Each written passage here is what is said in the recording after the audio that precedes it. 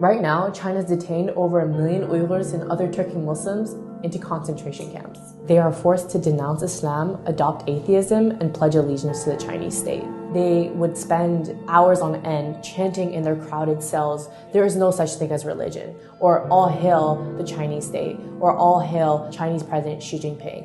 And if the detainees disobey, or if there's any type of resistance, there is torture being used. There are at least 800,000 and possibly up to a couple of million folks in these detention facilities. Nails are being pulled out, teeth are being pulled out. They're using snakes to interrogate. People are being beaten until they're dead. They're being sterilized, a method used in genocide. They're forced to sit on what's called a tiger chair, where they're clamped down on this chair for hours on end, oftentimes in solitary confinement. People are being sent to these camps for random reasons. One of them could easily be you are in contact with someone abroad. You have a family member abroad. You engage in religion. So if you pray, if you mention the word God in your speech, if you fast, any type of indication that you are practicing religion, that is enough for you to be sent to the camps. And thousands of people have actually been transferred from these camps to prisons. One of my relatives in early 2017 got put inside one of these camps. Last November, he came out dead.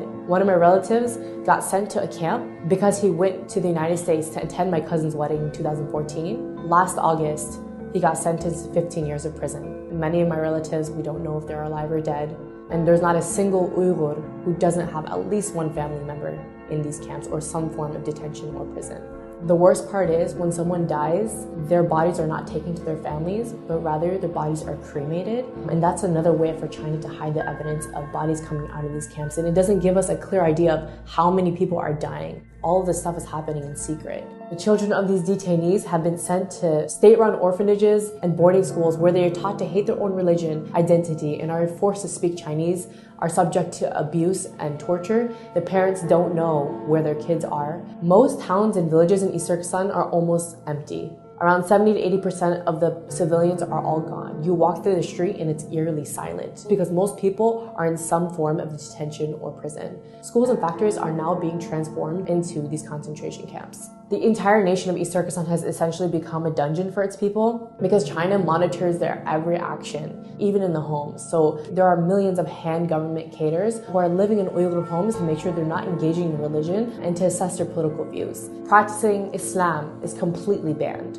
So for me to even say something like, "Oh, I'll see you tomorrow, God willing," is prohibited because you said the word God. Even having an Islamic name is a crime. So you have to change your name from a name like Muhammad or Fatima to an ethnic Han name. Thousands of Uyghur women are also forced to marry ethnic Han Chinese men. And this is another way to get rid of the next generation of Uyghurs. So why is China cracking down on Uyghurs and Turkic Muslims specifically? East Turkestan is really rich in minerals and resources, so by putting people into camps and basically carrying out an ethnic cleansing, China is attempting to maintain tight control over the mineral-rich land. You might wonder why the world has been really silent about this whole issue, and it's because of a few reasons. Number one, China has tightly controlled its media, so a lot of what's happening can't really be revealed outside to the rest of the world. Number two, even when people know about it, or even when governments know about it, they are forced to remain silent due to Chinese pressure and their economic and strategic ties to the country. So the question is, what can you do?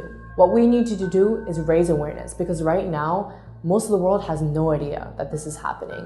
Pressure your government leaders to acknowledge China's occupation of East Turkestan and its systematic campaign to wipe out the Uyghurs and other people of East Turkestan. Support your local Uyghur communities. They're in dire need of international support. Come out to their protests. Organize protests in front of Chinese embassies and bodies that can actually take action to challenge China's ethnic cleansing of the Uyghurs.